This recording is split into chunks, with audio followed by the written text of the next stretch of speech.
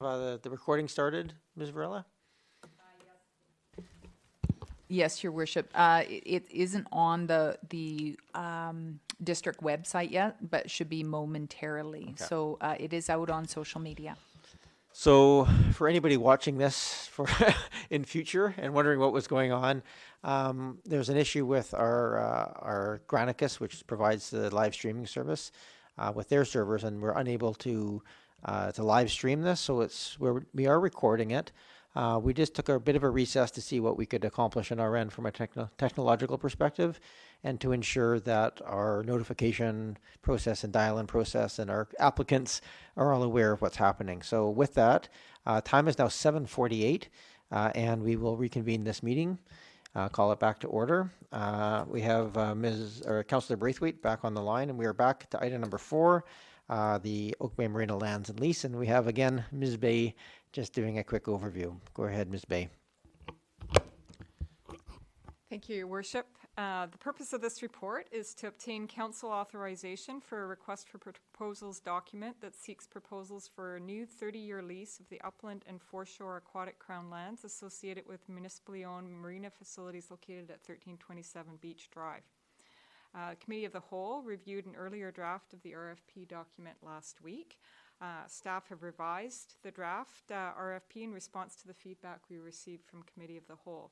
And the changes that we made are documented in the report, so we spelled out exactly what changes have been made.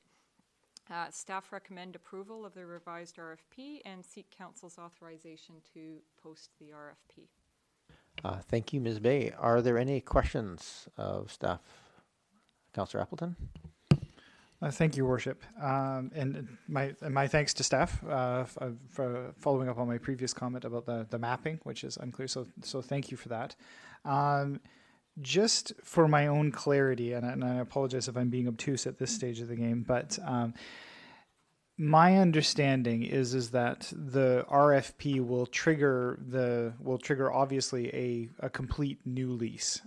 So I just want to confirm, and I think I know the answer, but I just want to confirm that basically we're creating a new lease with a new attachments and description attached thereto. Basically, we're functioning with a semi-clean slate from the previous lease bylaw.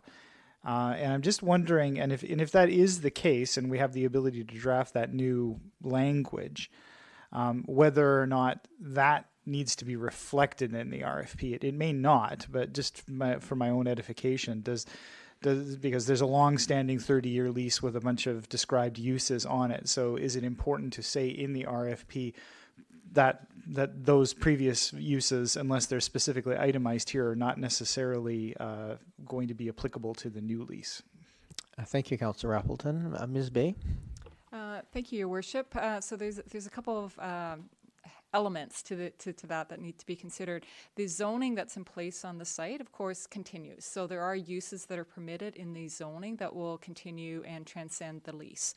The lease, the aspects that are incorporated in the existing lease, in terms of details that are beyond the zoning, would indeed need to be reincorporated if they are wanting to be continued.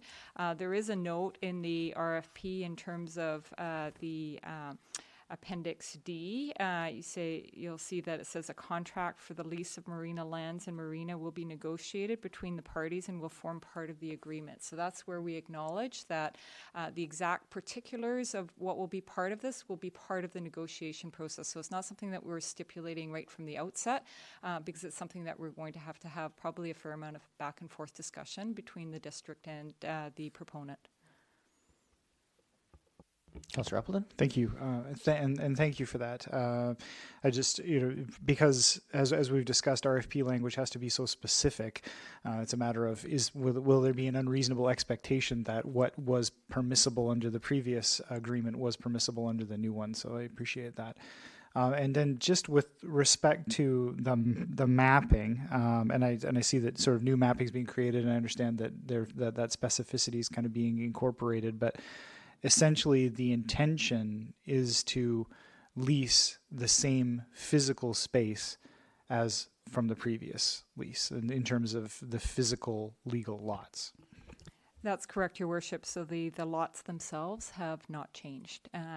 Tried to come up with a slightly bigger or a slightly improved map that shows the underlying legal parcels associated with it. So if you look at, and if those listening look at page 13 of the document, you'll see that there's quite a few legal parcels that encompass each of those areas. So we've distinguished between the aquatic lease area and the upland lease area, that they are the same as what's part of the existing lease. So Ms. Bay, just for the record, somehow when this got translated into a PDF, some of those parcels got offset.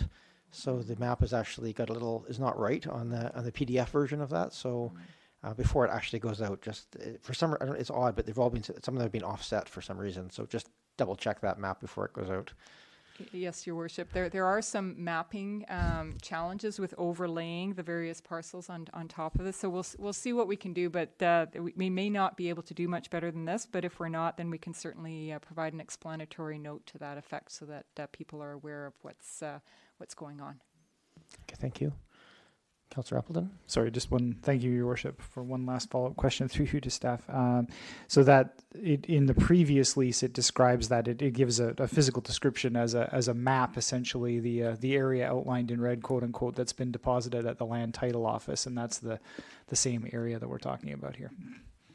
That's correct, Your Worship. And of course, when we actually get to specifying the lease, we'll need to reference each of the individual legal parcels. At this point, we're wanting to provide an indication, roughly speaking, graphically, because it's a little easier to absorb. But the final legal documents will be more precise.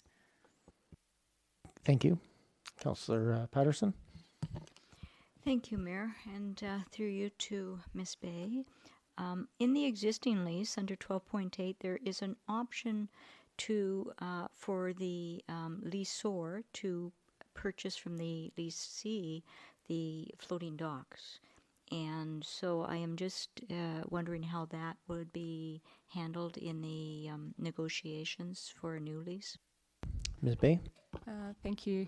Through Your Worship, what we're asking proponents to do is to identify whether they wish to buy those lots or those docks off of the district, and if they wish to do, or to be more precise, we're asking the proponents to specify exactly what they would like to have happen with the docks. And so there is the option, as was mentioned, for the districts to buy those docks. It's a very precise period that we have available to purchase them. It's between 6 to 12 months before the existing lease ends. So it's not something we can go in and negotiate now. So it's something that we will need to ask the proponents to identify, and then we have the option, because we're starting this process now, of providing that notice to the existing proponents, should they not be the successful proponents that we wish to buy it, and we've asked other proponents to indicate then that they're prepared to buy it at whatever price we end up paying for it, so that we get the full value out of that. Thank you, Councillor Patterson. Any other questions? Councillor Braithwaite, any questions?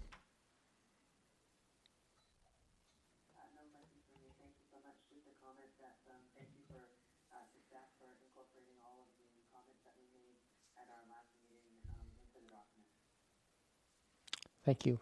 We just, there's a recommendation for motion here. Is there, Councillor Green? Yes, thank you. And I will move the recommendation as presented here. Would you like me to read it? I don't think that's necessary. It's to approve the request for proposal. Thank you. So I'll move the recommendation. Second. Seconded. Thank you. Do you want to add anything, Councillor Green? My only comment is, through you, Mayor, to Ms. Bay, thank you for all the incorporation of all the points that were raised and the expectations that many of us have for the success of this. So thank you. Thank you. I don't see any other comments, so I will call the question. All those in favor? Councillor Braithwaite? All right, thank you very much. We're on to item number 5, which is the grant and aid application for Maritime Museum of British Columbia. And I believe we have Mr. Payne on the phone, who will give a quick overview of this one item.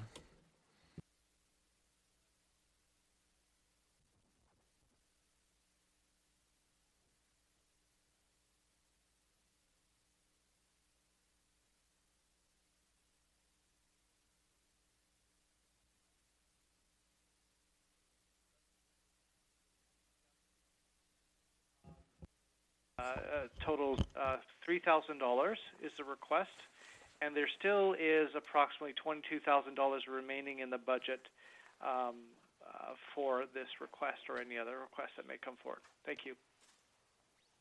Thank you, Mr. Payne. A little, I think everybody's probably read the application, but the Maritime Museum last year was granted a grant of $1,500, and this year they're asking for $3,000 with their justification in that ask. So we have this in front of us. Are there any questions of Mr. Payne or comments? I'll take either or. Councillor Patterson? Thank you, Mayor, and through you to Mr. Payne.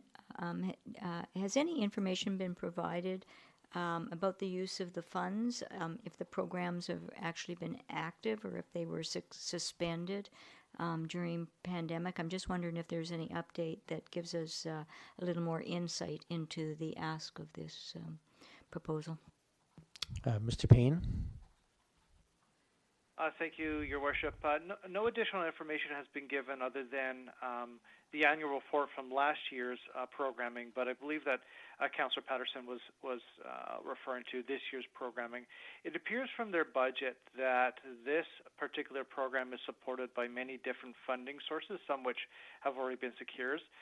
So I would hazard a guess that the program has been active using other funding sources, waiting on the district's approval. Thank you. And probably the bigger question is, are they doing any group trips to museums at this time of under COVID? Is probably another question that we don't have the answer to. Councillor Green? Thank you. Just a comment. I'm a real proponent of the Maritime Museum. I think that we have a very colorful and long maritime history here, and having visited other maritime museums in places like Halifax, Ladysmith, in fact, and even Southampton in the UK, it's too bad that we don't have a robust museum on the water in Victoria. I know that there was a plan to move them to Langford. I'm not sure what's happened with that. Maybe that's a question that still needs to be answered, but I would be supportive of the request at this time.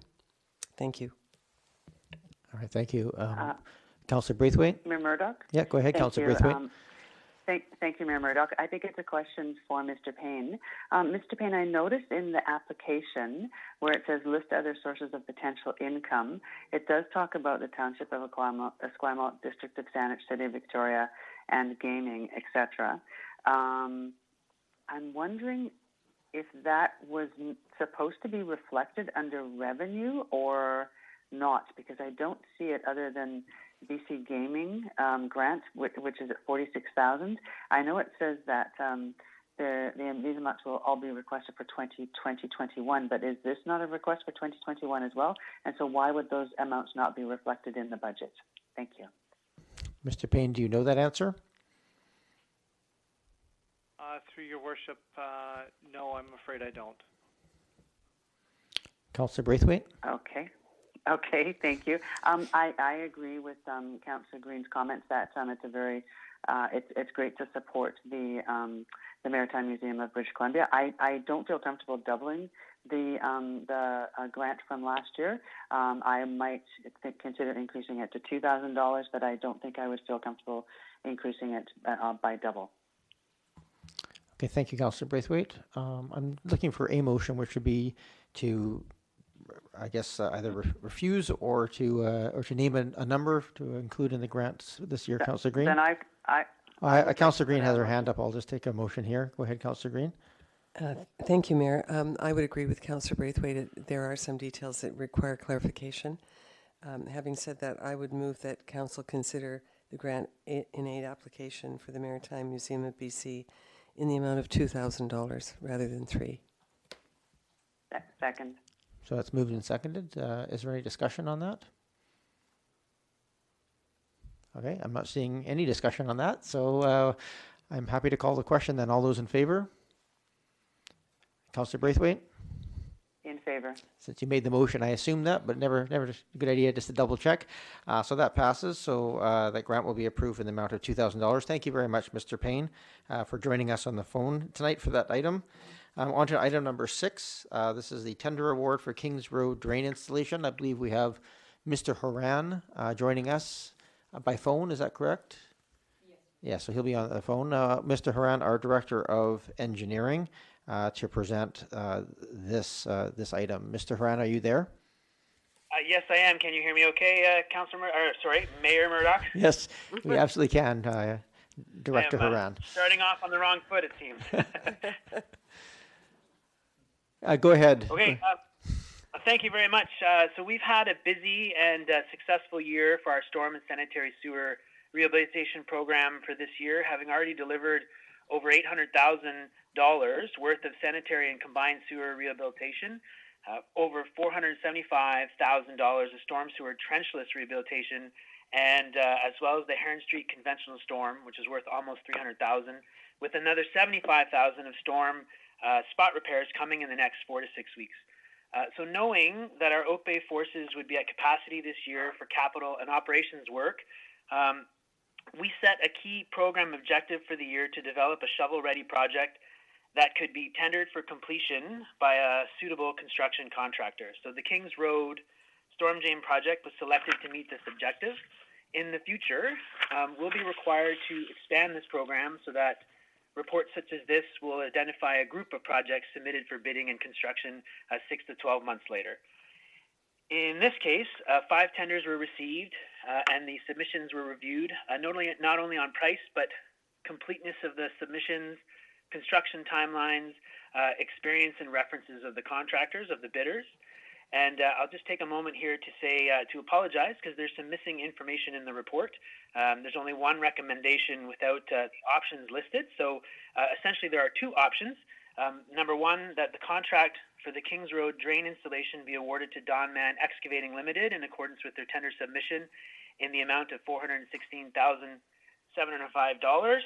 And the second option is other council direction to staff, essentially deferring the project until future years and leaving a surplus of $150,000 in the storm drain rehab budget for the year.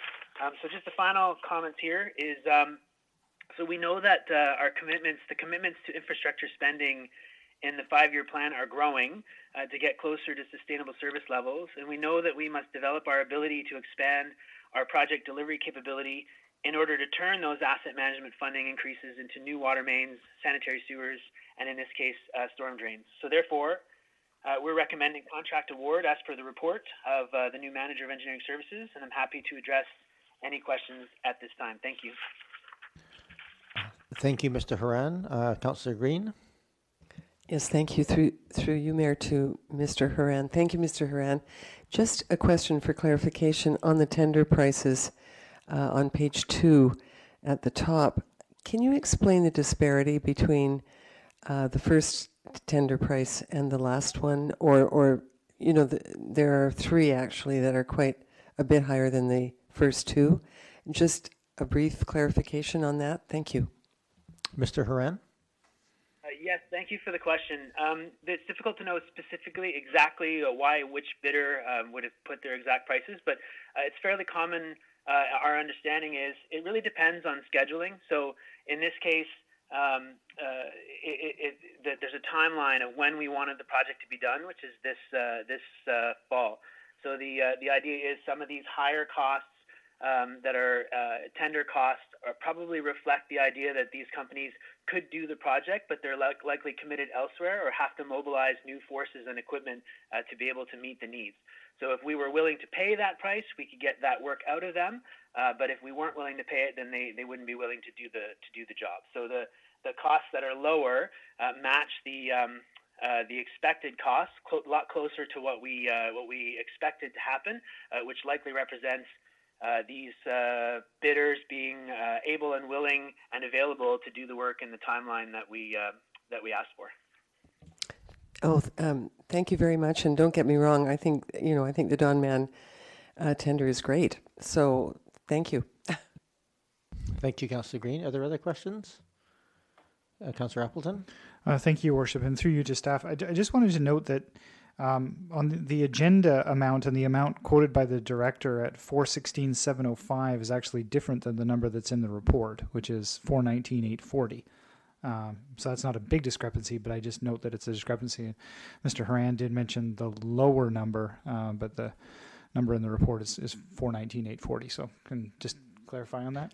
Yeah, Mr. Frank, can you just confirm the actual amount of the bid? Yes, in fact, my notes that I just read from for the brief are incorrect. The report is correct. It's 419,840 is the low bid. Thank you. That helps with that clarification. Are there any other questions of Mr. Horan on this? Councillor Zilka? Thank you. The last page of the report under options, I think Director of Engineering indicated that something wasn't quite filled in there. If the options could be read out one more time, I'd appreciate it. Sure. First of all, the first option is under recommendation, and the second option would just be to not move forward with the project, or to seek more information if that was desired from the council. I appreciate that. The part I didn't understand was some sort of a deferral. I didn't quite understand that piece. Something was being deferred? Maybe I misheard. Mr. Horan, is there any other aspect of this besides approval or non-approval? So I guess I could clarify if council was to choose to take the recommendation and award the contract. Our next steps would be to issue notice of award and then start the process to allow the construction project to begin in early October. If council was to take an alternative approach, whether it's to defer to seek further information or to defer the project completely, we would not be issuing a notice to proceed, and the scheduling that was in the invitation to tenders was meant to be this fall. So we would have to reassess when would be an appropriate time to do this project in the future, and it would result in an additional. Checking my notes here. The $150,000 left in the storm sewer budget for the remainder of the year, which would not be programmed, so it would end up being a surplus. Thank you. Are there any other questions? Councillor Braithwaite, go ahead. I was just actually going to make the recommendation that the contract for Kings Road drain installation be awarded to Don Mann Excavating in accordance with their tender submission in the amount of $419,840, excluding GST. Second. Thank you. It's moved and seconded. I'm just going to ask one question. This actually came out of, not from me. I think originally from Councillor Patterson. I'm paraphrasing here a question on this, but one of the observations of this is that the amount, per foot of this compared to the original Opus report of 5 years ago is they're not the same. And I'm just curious how we adjudicate, a fair price for this, and at what point are we adjusting our projections going forward and our estimated needs for our asset management funding going forward? Mr. Horan?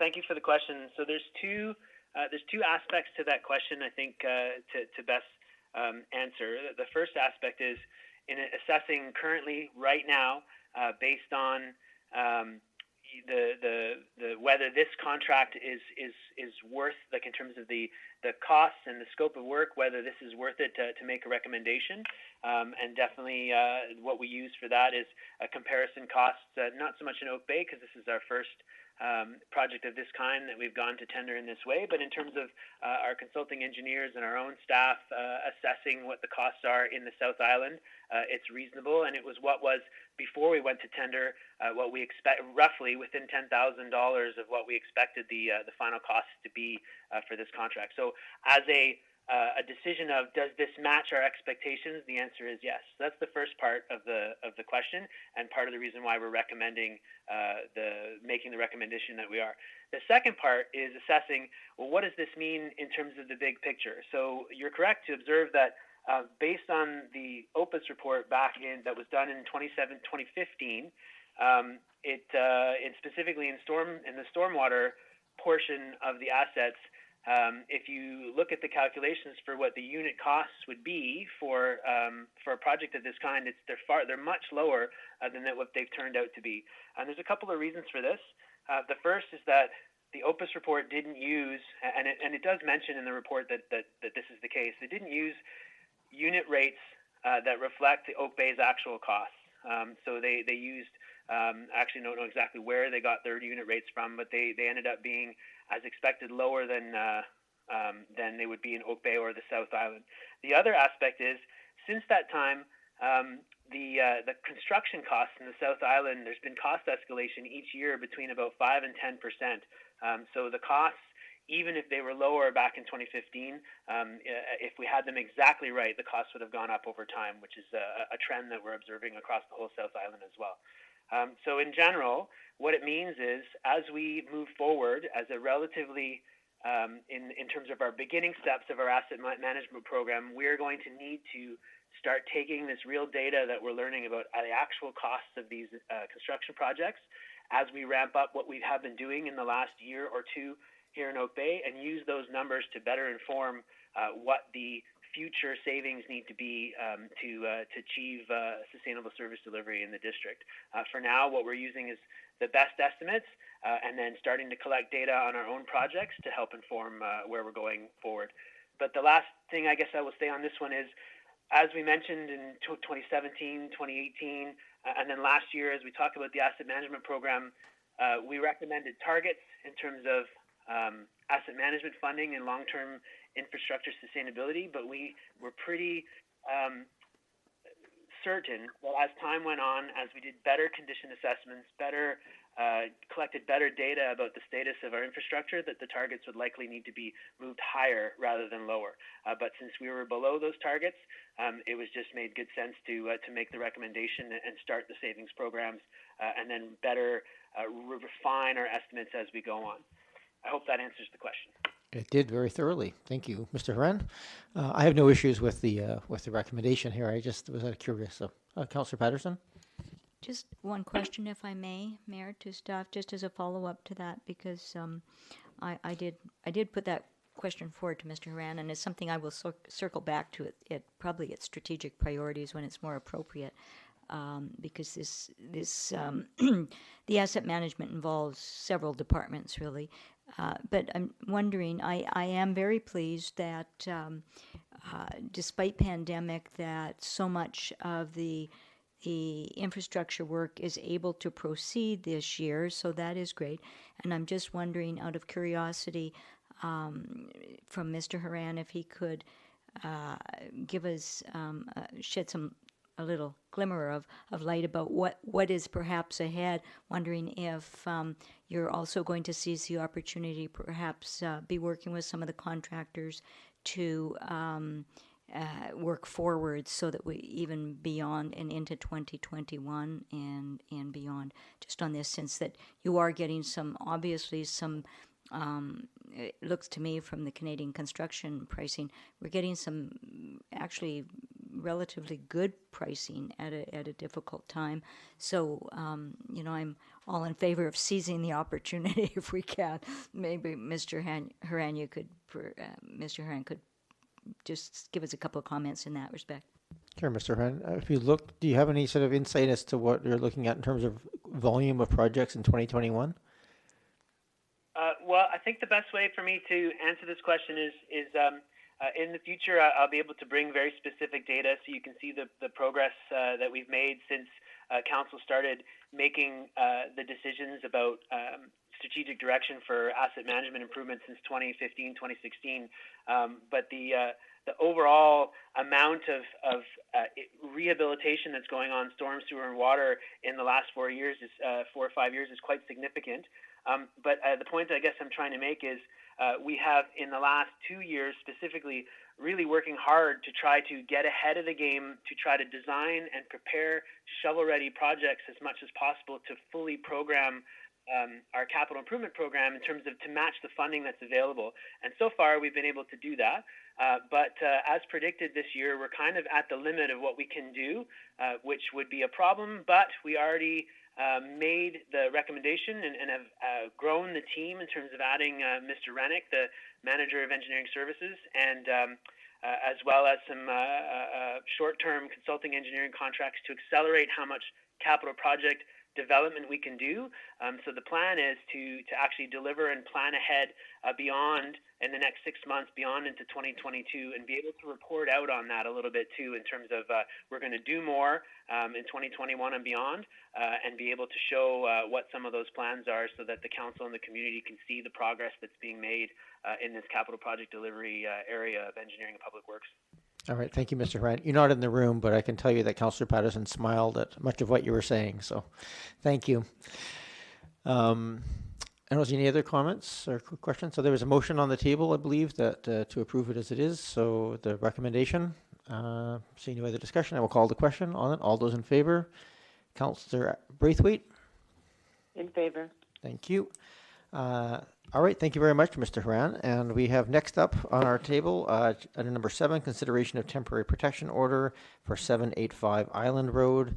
Mr. Anderson, you're here. This starts the first of the land use items, and I believe most of these have the applicants waiting outside, and we have them on textability if we want to call them in. Christopher.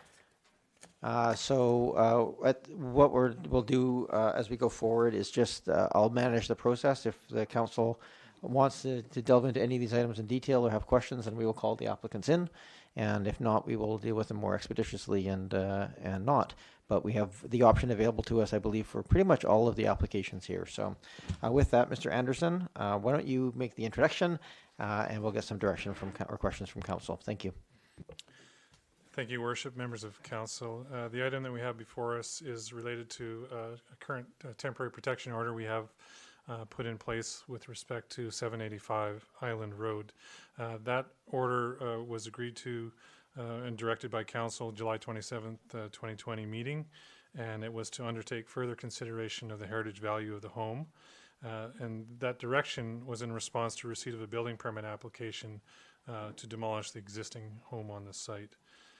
So with the upcoming expiry of the 60-day protection period, council does have the option to consider placing the property on the Community Heritage Register, and also to consider adoption of a heritage designation bylaw that would prohibit demolition of the home. Alternatively, the application would continue through the building permit process, including the demolition permit related to the project. So what staff had done post council placing the temporary protection order in place is that we did reach out and contact the property owner respecting the temporary protection order and the options that were before council for future consideration. As indicated in the report, the owner replied through legal representation. They would not request or consent to a heritage designation on the property, and they would be seeking financial compensation for any impact on market value of the property that may result from that heritage designation. So before council, we have the option for your consideration, which is to proceed with the heritage designation process, and that would be to give first and second readings to the heritage designation bylaw that's attached to the report, or the other alternative is to take no further action regarding the property, and as I noted, would allow the application currently with the district to proceed for the subject property. With that, I think I'd pass it back to you, Your Worship, for any questions that council may have. Okay, thank you very much, Mr. Anderson. I believe since this is an actual formal procedure of council, you're welcome to ask any questions of Mr. Anderson. If there's a mover and a seconder to initiate the first and second reading of the designation bylaw, I think that's appropriate that we bring in the applicant to be able to answer questions in direct. If the motion here is to just receive and not do that, the bylaw, then I think we can probably we don't need to have the applicant come in. So I leave it to council with any questions or comments at this time. Councillor Patterson. Thank you, Mayor, and I thank that staff for the report. I think it's comprehensive and explains the options that are before council quite clearly. I just, although this is certainly received by the Heritage Commission and the Heritage Foundation as disappointing, it always is in these applications when it is obviously a property that could potentially qualify for a heritage designation in the district. So to lose a property is always disappointing to them, and that I just also want to stress that for many people, I know that we don't it has not been Oak Bay's policy to force designations on properties, and I think there's good reason for that, although many homeowners are under the impression that a heritage designation actually detracts from the property value, and there is substantial information across Canada that that is in fact not the case, that heritage designation actually does add to the property value.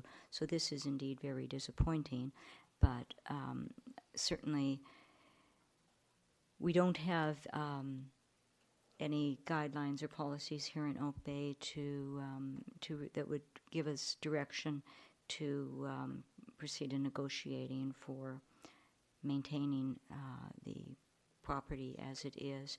So I will certainly be supporting the recommendation that we receive this report for information.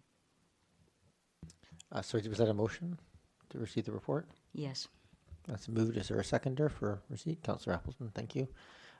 Is there any other discussion on this? Councillor Green?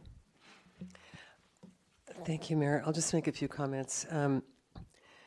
Given my former role as Heritage Liaison in my first term on Oak Bay Council, given my role as member and then chair of the Heritage Commission in Oak Bay, I just prepared a few quick notes here.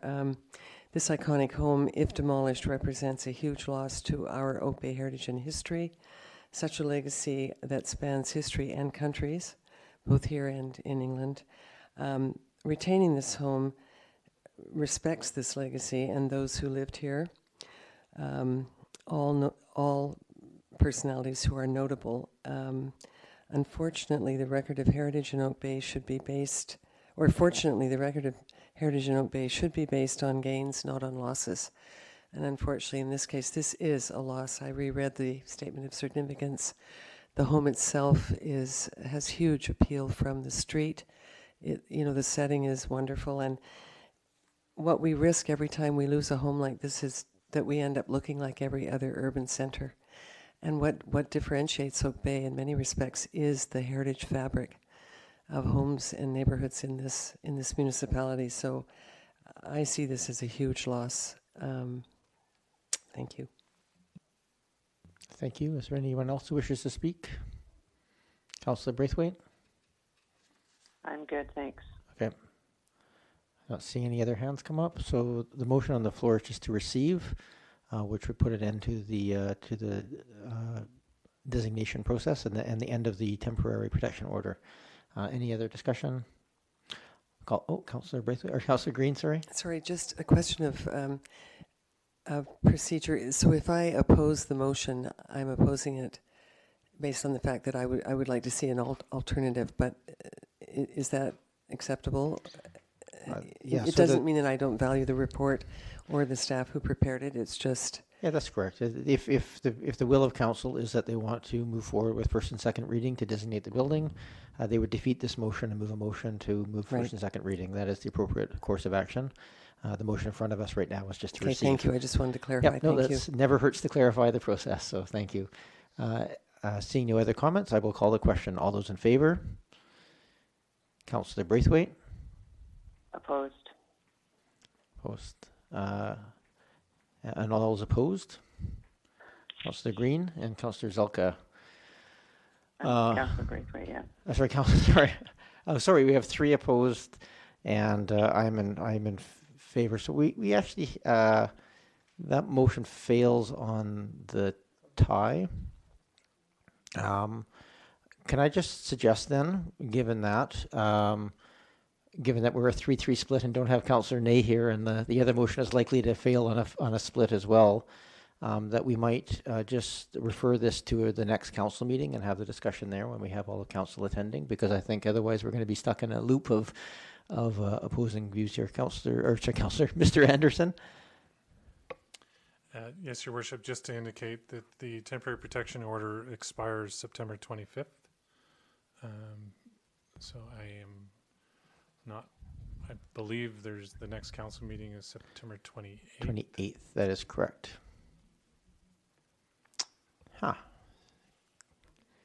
Interesting. Councillor Braithwaite? Mayor Murdoch. Yes, go ahead. Mayor Murdoch.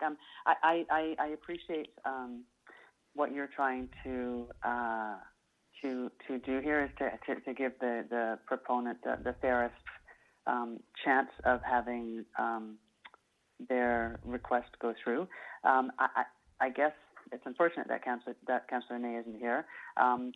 I would be happy to try and do something where we did wait for Councillor Ney to be around, but if the protection order comes off 3 days before our next council meeting, then I'm a little bit torn as to what to do, whether or not, because I'm unsure on how Councillor Ney would be voting in this regard. In fact, I have no indication either. So I think it's just from a practicality perspective more than anything.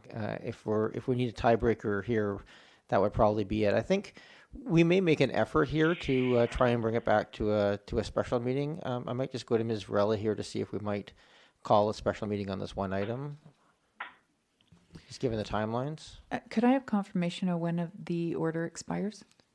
September 25th, and the next council meeting is scheduled for September 28th. And council's desire is to re-examine this at a future meeting? The issue here, sorry, Ms. Varela, just for those watching at home later, our Chief Administrative Officer, is that we have a split vote, Ms. Varela, so being an even number, we're 3 and 3. So the notion here is to table this, or not table it, but to defer it to a future meeting where Councillor Ney could be here. We could have the full council to consider it. And I think given that, it's worth having the applicant there as well to give them the opportunity to speak. Your Mayor, I believe it would be possible to refer it to a special meeting on September 21st, the Monday. Okay. But can we be assured that we can do that meeting? Is that...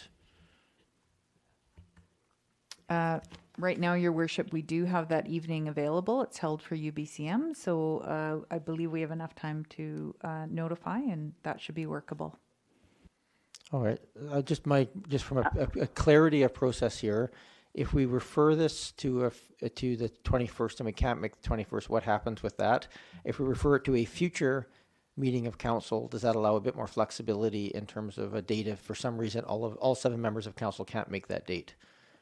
I'm just looking for the right wording here to give us the right direction. You could make such a resolution to give us flexibility with the intention that we'd have to hold the special prior to the temporary protection order expiring.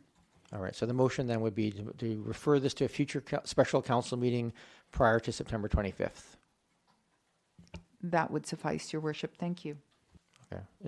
Can I get someone to make that motion? I will make that motion. Okay. Is there any discussion on the referral motion? Councillor Green? Just a process question. I think I know the answer, but we are unable to extend the protection order. Is that correct? Beyond the 25th of September? Let's ask the question of Mr. Anderson. What is the procedure on the protection order, the 60-day protection order? Yeah, there's one temporary protection order through that portion of the Act, and then the first and second reading of the heritage designation bylaw would reset the 60-day period. So that's the tool that extends, if you will, the 60-day protection order. I appreciate that. Thank you. Okay, thank you very much. So the motion at this point is to refer it to a future special committee of the whole prior to September 25th. Future special council meeting. My apologies. Slip of the tongue. Future special council meeting. Is there any other discussion on that then? I'm not seeing any, so I'll call the question. All those in favor? Opposed? Councillor Braithwaite? In favor. Okay, we're unanimous on that part of it at least. Okay, so staff, are you able to inform the applicants then that we'll call them back at probably on the 21st and likely at but before the 25th? Yes, Your Worship. Okay, thank you, Mr. Anderson. Moving on, we have item number... Participant exiting. Dan Haran. Goodbye, Mr. Haran. We have next item number 8, which is a development variance permit. Development variance permits require the notification for public input. We've received some correspondence on some of these next 3 items. I don't think our live stream is working. We have notified through the website and through social media. If anybody wishes to call in on any of these items, they can do so at the 250-598-3311 number. That's been up now for some time, and just curious if there's any calls in on any of these land use items to this point. Ms. Morden? Your Worship, no phone calls. Okay, thank you. And appreciate that. Item number 1, or item number 8 here on our agenda for 1616 Hampshire Road. Mr. Anderson, I believe you're, oh, right, sorry, we have Councillor Appleton would like to, or wishes to recuse himself on this item. Thank you, Your Worship. Councillor, can you just state for the record the reason for the recusal? Absolutely, Your Worship. I'm familiar with the owners. Okay, thank you very much. We'll just give a moment here for Councillor Appleton to leave the room.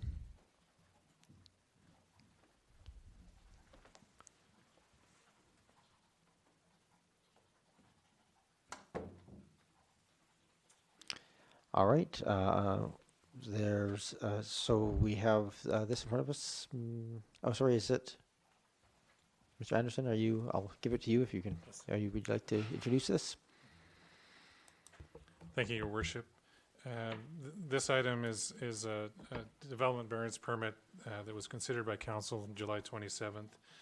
The applicant proposes to vary heights and second-story setback requirements of the zoning bylaw, in order to construct a new dormer on the second floor of the 1930s home. The owners are undertaking some renovations to make better use of the second-story space, but the addition of the dormer would require the variances. Notification has been sent to nearby property owners within 50-meter radius, and that was done on September 2nd. The district has received 3 letters in response to that notice, and those are all in support of the variance application for council, so you may consider a decision on the application. All right, and again, if there's questions of the applicant, they are in attendance. We would just call them in if there's any desire to speak with them. And any questions of council? Councillor Green? I'm prepared to move the motion, or the recommendation, that the Director of Building and Planning be authorized to issue development variance permit DVP 00098 with respect to 1616 Hampshire Road as appended to the council agenda of September 14, 2020. Thank you. Is there a second? Moved and seconded. Any other? Councillor Zelka? Thank you very much, Chair. Through you to staff. With respect to the minimum setback on the second story, changing it from 10 feet to 5 feet, I understand part of that setback was to help with fire spread to adjacent houses, as well as aesthetic look and feel. Are there any concerns from staff with respect to changing that from 10 feet to 5 feet, please, or any possible increase in concern around fire? Mr. Anderson or Mr. Buffett? Staff had reviewed and recommended the application be considered by council, so we don't have concerns in that respect. Thank you. Any other questions from anyone here? Councillor Braithwaite, any questions or comments? No, thank you. Okay, so we have a motion on the table to approve. Seeing no further discussion, I'll call the question. All those in favor? Councillor Braithwaite? In favor. Very good. That passes. Mr. Anderson, would you call Councillor Appleton back into the room?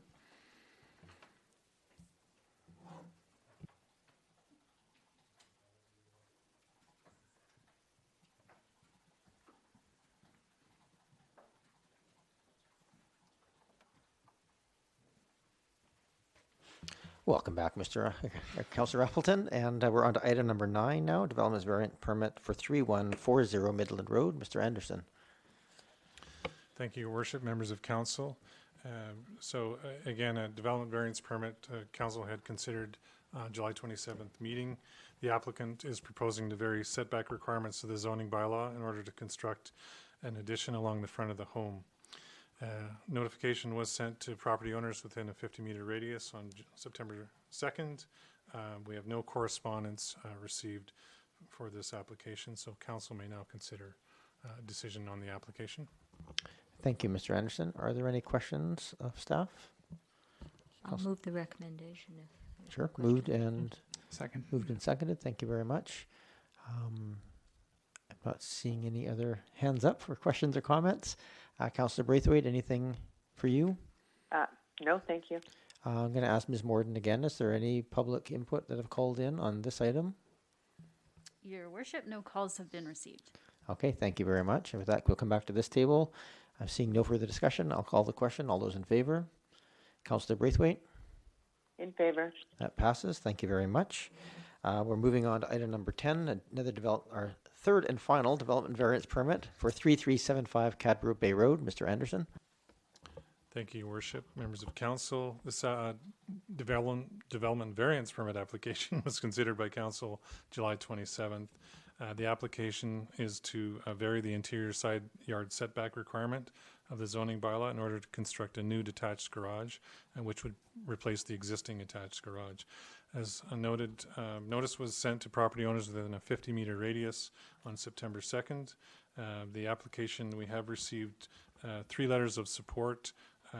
One of those letters of support also had a concern identified with respect to the possibility of servicing within an adjacent private easement between property owners and impact potentially on trees. And so that's the nature of the correspondence received. Council can now consider final decision for the application. And I believe the applicants are here if there's a need to speak with them. Okay, thank you very much. Given the questions raised in that letter, Mr. Anderson, can you address the concerns or the possibility? We're here dealing with a variance related to a garage. I'm not sure if it's entirely related to this variance application. Perhaps you can explain if that is something for us to consider as part of this application. Yeah, it would be a matter that's considered and reviewed at the building permit stage of the process.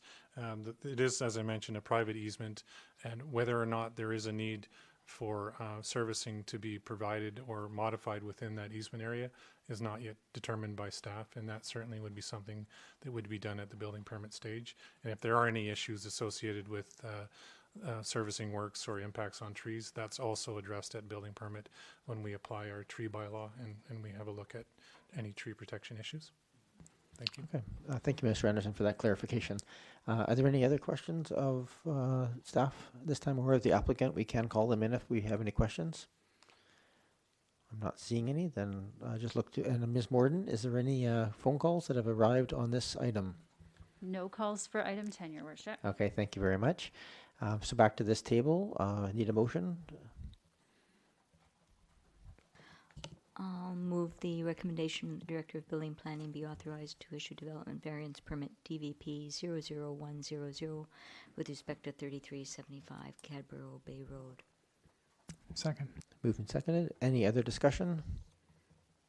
I'm not seeing any. I will call the question. All those in favor? Opposed? Councillor Braithwaite? In favor. Thank you. That passes. With that, we move on to item number 11. This is 3000 Valdez Place. We're now on to upland siting and design. Excuse me. And that does not require public input as part of our process. So we'll just go to you, Mr. Anderson, to give a quick summary of 3000 Valdez Place for the record. Thank you, Worship. The application before council for upland siting and design for 3000 Valdez is to provide for a new home on the subject property. And as noted in the report and as considered by Committee of the Whole previously, the application has been reviewed and meets the zoning and the uplands design guidelines as well. Thank you, Worship. Thank you, Mr. Anderson. Is there any other discussion? Is the applicant here as well available to come in if we have questions? Okay, thank you. Are there any questions of council, of staff, of the applicant? I am not seeing any. All right, I just need a motion. Councillor Green. Thank you. I will move the staff recommendation on 3000 Valdez Place. To approve the siting and design. Lost my page here. Just to approve siting and design as a recommendation. Okay. Yeah. Just to approve siting and design. Thank you. Thank you. Is there a seconder? Seconded. Thank you. Is there any further discussion on this item, Councillor Appleton? Thank you, Your Worship. And I'll just say briefly, I'm in favor of this as designed, but I was definitely struck. This conference will end in 5 minutes.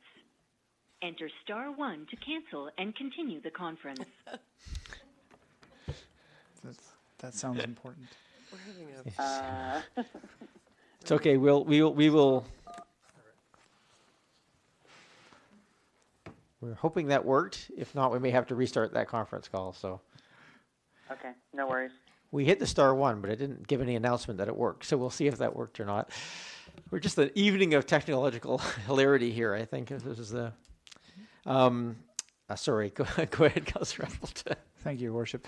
I would just make the point that although the proposal is supportable as it stands, I think what we heard Council mention on a couple of occasions, and this has cropped up anytime that we discuss a property which is immediately adjacent to Uplands Park or sensitive areas, is that I think everybody is highly concerned about the interface between the private property and Uplands Park or any of the other protected properties.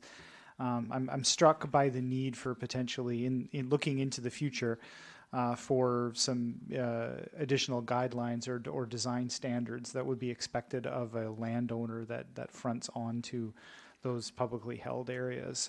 There's been issues raised of blasting, drainage, disturbance to vegetation. Those are things that raise flags for me. So I think that in the future, it's something that council should entertain. Thank you, Councillor Appleton. Councillor Patterson. Thank you, Mayor, and I agree with the comments that Councillor Appleton just made. The application as it's presented is supportable, but I think that if we look at the uplands, and especially with the heritage designation it has now received, and the consideration that it is an Olmsted designed community, part of the community, and Olmsted's design was really in the fact that the recognized for the fact that the built components of the development would take secondary stage to the green elements and the natural landscape, and so as we are seeing. Not just this application, as we are seeing many applications come forward now for the uplands and the scale of the builds that are there. I think that we also in uplands need to consider the heritage designation, what it means, and the mass of the buildings in the overall landscape of the uplands community. So while I will support this, I'm just concerned that if this continues, the heritage value of the uplands may be lost in the future. Thank you, Councillor Patterson. Councillor Green. Yes, thank you. And I appreciate the comments of both my colleagues. And I think it's fair to say that the advisory design panel, I was at the meeting, raised many of these concerns and issues. In fact, I was very impressed with their comments around sustainability and sustainable practices and so on. But it also, for me, is an observation that I'm going to make. This is where an environmental advisory body would be very useful in development like this and around the issues that Councillor Appleton specifically raised. So I'm just putting that out there for now. I will probably raise it again, but this is where an environmental assessment on the interface issue and on the waterfront issues is really very valuable. Thank you. Thank you, Councillor Green. Councillor Zelka. Thank you, Chair. I was wondering if I could ask through you maybe to Director of Building and Planning. I understand we have an item to possibly revisit RS1 and RS2 in the zoning and maybe review sizing. I just wanted to ask if that, I believe that is on the list, and if it is, what's the status of it, please? Mr. Anderson, in our work plan, where is that sitting? Yeah, so Your Worship, that work would be conducted as part of a comprehensive zoning bylaw update, review and update, and to my recall, that is slated for 2022. Thank you. Councillor Zelka. Thank you very much. I appreciate that update, and I do look forward to seeing if there's any way that we can expedite that. Thank you. Thank you, Councillor Zelka. Any other comments or discussions? The motion on the floor is to approve the siting and design of this building. I'm not seeing any. So, Councillor Braithwaite, any comments? No, just to reiterate what my colleagues have said. All right, very good. Then I will call the question. All those in favor? Opposed? Councillor Braithwaite? In favor. Thank you. That passes. We are on to item number 12. Next advisory design panel at 3060 Midland Road. Mr. Anderson. Thank you, Your Worship. Yes, we have an application considered at Committee of the Whole for an upland siting and design respecting 3060 Midland Road, and that is to provide for a new single-family dwelling and accessory building located on the property. And as indicated in the report, that application has been reviewed against our zoning bylaw and also the Uplands Design Guidelines. And I should have noted that also considered and recommended by our advisory design panel. Thank you, Your Worship. All right, thank you very much. At this point, just any comments or questions are welcome. But you're also welcome to take a motion at this point. I'll move the recommendation that council approve proposal to construct a new single-family dwelling and accessory building at 3060 Midland Road as outlined in the September 8th, 2020 report for ADP 00121 as to upland siting and design. Second. Moved and seconded. Is there any questions or questions? Again, the applicant is here if we wish to call them in. But not seeing any questions at this point. So, Councillor Braithwaite, did you have any comments or questions? No, I'm good. Okay, thank you. This is the joy of doing good work at the Committee of the Whole. It's simpler here. So we're not seeing any other comments or questions. I'm happy to call the question. All those in favor? Councillor Braithwaite? In favor.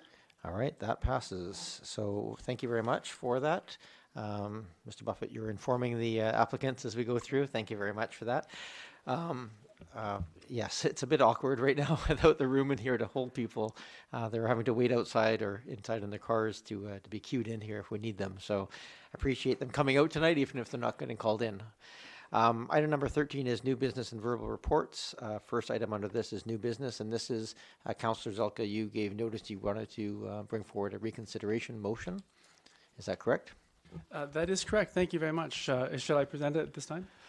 Yeah, so what you would do is move reconsideration, and if there is a seconder, then you will motivate, and if council agrees to reconsider, then I think probably the most likely process would be really probably to refer it to a future, the next council meeting, so we can give notification to the applicant for that piece.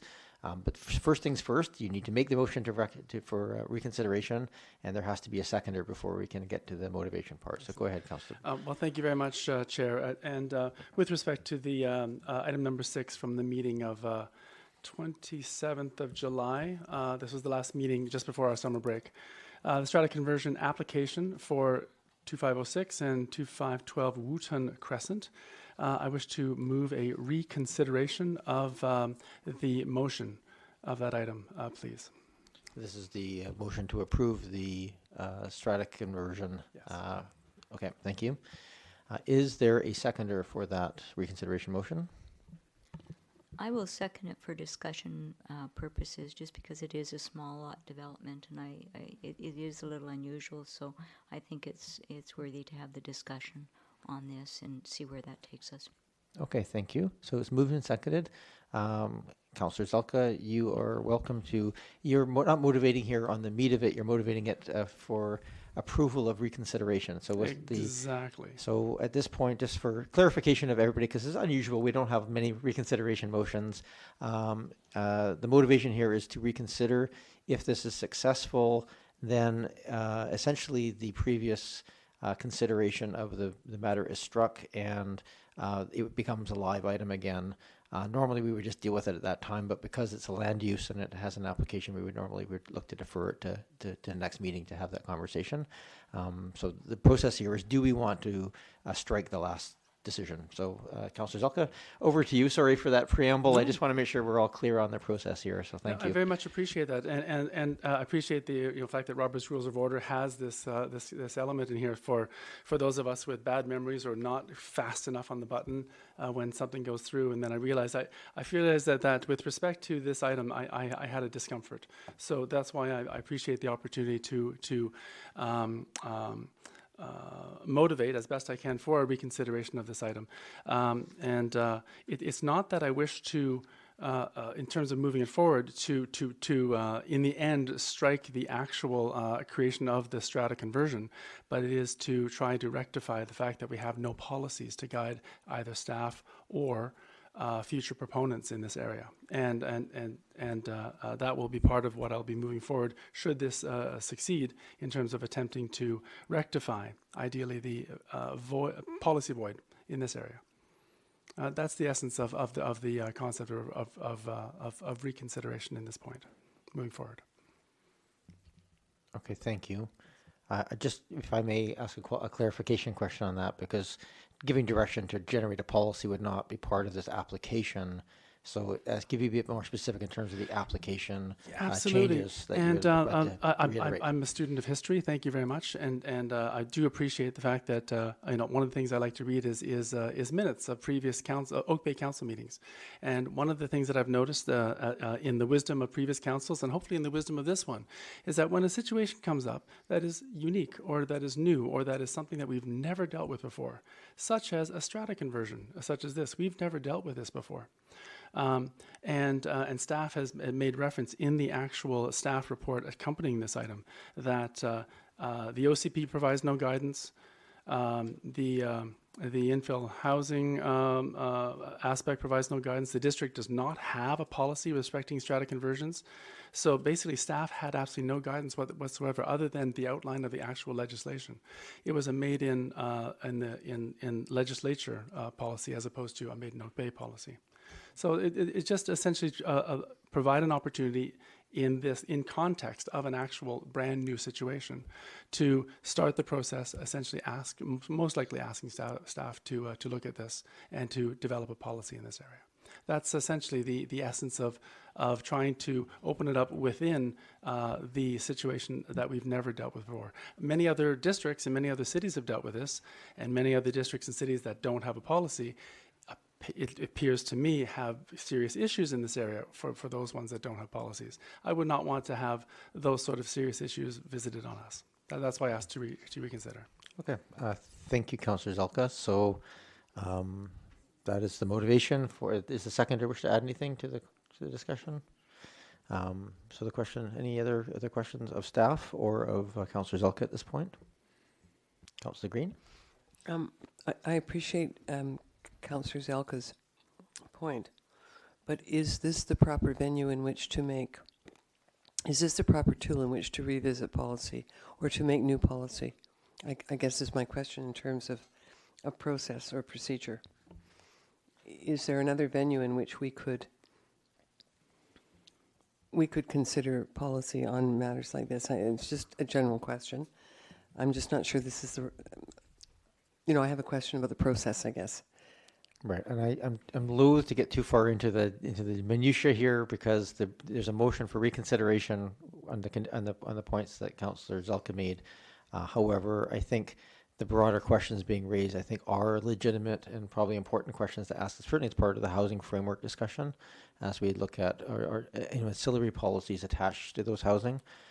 What's in front of us here is the reconsideration of this particular application and whether you want to reconsider it at this point. So is that fair, Councillor Zelka?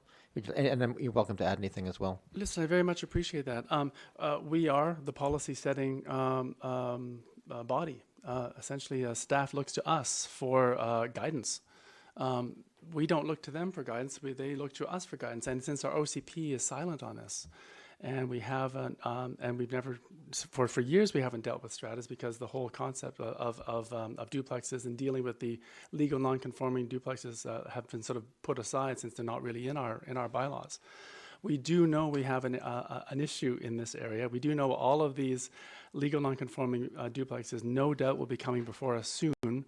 So instead of waiting for them to come and possibly, this one, as I say, it may be too late for any policy to be applied to this one. But I would not want a situation to occur again where we are without policy for a situation that comes forward. Thank you. And so we have the motion for reconsideration here. Go ahead, Councillor Patterson. Thank you, Mayor. And I too appreciate Councillor Zelka pushing pause on this, so to speak. I did,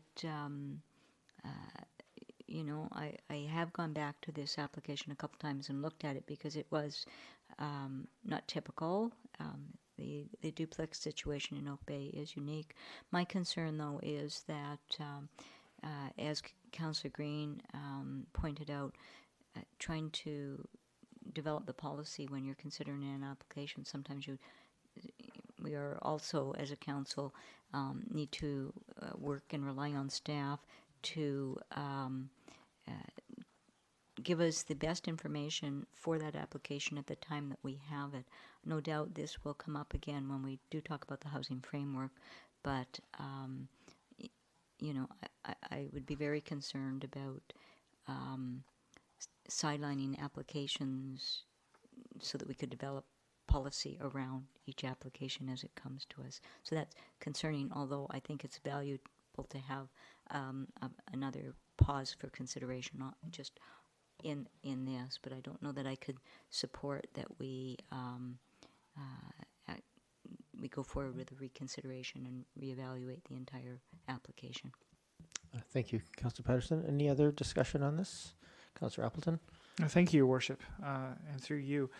I would feel similarly. I appreciate what Council. I appreciate what Councillor Zelka is trying to accomplish through this, and I similarly felt the same discomfort in terms of assessing the application in front of us without policy, and I think that's the key element here is the lack of policy.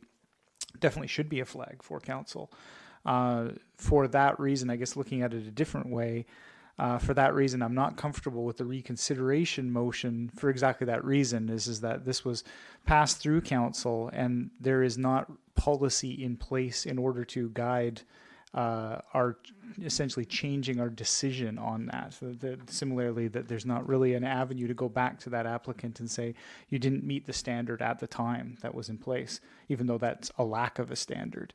So I concur with the rationale and the need for the policy. I just don't necessarily agree that essentially pulling the applicant into the conversation about policy through the reconsideration is the venue on that. I certainly would be really pleased to see a standalone motion asking for information from staff to develop such a policy, or crystallizing some of the content that we would need through our review of our, having this included in the housing strategy. I see it more as a standalone item rather than attached to this individual permit. Thank you, Councillor Appleton. I'm just going to go to any other first-time speakers. Councillor Braithwaite, you anything to add to this? No, I would just concur with Councillors Appleton, Patterson, and Green and their comments. Okay. Councillor Zelka? Thank you. I appreciate the opportunity to speak one last time on this. I'm just more discomfort that you may not share is, and I'm fine with that, is that when there's an area of lack of policy, I just felt it was our duty in some ways to provide at least an outline of that policy so that not just staff, but really the public, future public, in terms of those owners of those properties would have ideally some direction, since it's not in our OCP yet. I did hear what my councillor said in terms of not wanting to revisit the decision on this particular property, and I agree with you. The intent here is not to revisit necessarily that decision, but to open up the opportunity to provide a second whereas clause, or a second further that clause that essentially directs staff to provide exactly the policy as suggested by Councillor Appleton. So that's what I was hoping to be able to offer that opportunity for us to ask staff to create policy in this area if this reconsideration goes through. Thank you. Thank you, Councillor Zelka. I think it's fair for us to, no matter which way this goes, it would be reasonable to do a notice of motion, because I think some clarity of what we're going to ask for as part of the housing framework, to give it, not just to give a notice motion that someone here wishes you can do this, to to come back with to give some direction to staff at a future meeting in terms of what should be included in that, and then just work with staff to come up with some wording and what would be appropriate to give some guidance. And again, we're trying to track things by motions here, so that would bring it back to this body for consideration, and that direction for policy could happen through that mechanism. So don't want to give you the feeling like if we don't do this, that option of giving direction isn't possible. Any other discussion? So the motion on the floor is to reconsider the previous discussion on Wooten. Seeing no further discussion, call the question. All those in favor? And those opposed? Councillor Braithwaite? Opposed. Okay, so that's defeated. Councillor Zelka in favor, Councillors Appleton, Green, Braithwaite, and Patterson, and Mayor Murdoch opposed. Do you wish to make a notice of motion to bring back some a motion related to rental policy and the housing framework at a future council meeting? With respect to strata and strata conversions, yes, I do wish to make a notice of motion to develop policy in this area. Thank you. Okay, so that'll, again, just work with staff and myself, and we'll come forward with a motion that's appropriate to tie into our housing framework piece. I believe it would probably be in there anyway, but as you pointed out, sometimes if we don't have it as a motion, it doesn't necessarily get tracked, so this would allow that to happen. So thank you for that. That was moved and seconded. I see a seconder for the notice of motion. Yeah, thank you, Councillor Appleton. Any other discussion on that? There was not even a vote. Sorry, it's just a notice of motion. I'm not following my own process here. Sorry. I thank you for that. Any other new business? Any other new business? Not seeing any. Report on the Capital Regional District. Just a couple of things this body might be interested in. One is the Hartfield landfill is under the process of expanding, and there's quite a few changes contemplated there. Those include removing some of the existing, what is currently green space, and removing that dirt. So there's the removal of the aggregate from that land has impacts on neighbors, and it's quite a lot of consultation ongoing there at the moment. So I just thought you might want to be aware of that, because it's probably going to become just a point of interest in future. And also want to let council know there was brought back to this table a number of months ago a CRD bylaw change that we needed to ratify to allow for more flexibility in the funding formula for the Royal McPherson Theatre Society, which we provide grants for every year, one of 3 owners for the Royal. That didn't pass at the Saanich table, and so the CRD board has rescinded those bylaws. So you'll probably see something in future that will allow for so it reverts back to the existing bylaw, which is just a maximum of $580,000 total in funding for the Royal. That consideration will probably come back again sometime next year in 2021. Just a heads up. But because the bylaw came to this table, we approved it. I thought council would probably like to know that it's actually not moving forward, and for that. Are there any other verbal reports around this table? And Councillor Green? Thank you, and I'll be brief. I attended the tourism committee meeting last week, and they remain amazingly optimistic, despite the fact that the occupancy rate in the region is running about 35% for hotels and guest houses and so on. That's pretty tough. The Oak Bay Beach Hotel itself is running in the mid-40s for its occupancy rate, and the guest house not so well, around 25%. However, the BIA, Heather Leary, and the tourism committee met together as well last week, and they had a very productive and positive meeting. And this is something that we've been working on for quite a while. So that's very hopeful, and I think there's some good synergy that will occur between those two bodies. The other thing is, if you know anyone that is interested in serving on the tourism committee, we are looking for a new member. And so I would appreciate anyone who is interested, let me know, and I can pass their name on to Madon and to Duncan. And lastly, the Oak Bay markets, the small farm markets that have occurred in the last few weeks, have been very successful and extremely well organized and managed. I did reach out to Heather Leary to tell her that, and I know that many of us have attended one or both. And I think the idea is to keep them going. I'm not too sure what the schedule is yet, but I'm sure it will be announced, or perhaps staff is aware. But I'm grateful to everybody who supported the market, but also to Heather and her staff for running a safe marketplace. Thank you. And for those watching at home, Ms. Leary is the executive director that's in charge of doing all those events on behalf of the Business Improvement Association, including the night market and things in normal years and this in this strange year. So, Councillor Patterson, did you have anything to add? Councillor Appleton? Councillor Zelka? Councillor Braithwaite, anything to add under verbal reports? No, just one small item, which is that reminder that AVICC AGM will be on September 22nd. Very good. And of course, UBCM is coming up next week, a virtual format. Before we move to adjournment, we do have our tabled public participation. So I'd like to lift that from the table. We don't need a motion for that, do we? It just comes back as per our motion at the end of the meeting. Okay, thank you. So, Ms. Morden, is there anybody who's called in that would like to participate in the public participation period? Don't believe so, Your Worship. I'm just waiting for confirmation from reception. Nope, no calls. Okay. Thank you, Your Worship. Thank you, Ms. Morden. So that portion of the meeting is complete. That ends our meeting. We just need a motion to adjourn. Move adjournment. Moved Motion and to seconded. Any discussion? All those in favor? Opposed? Councillor Braithwaite?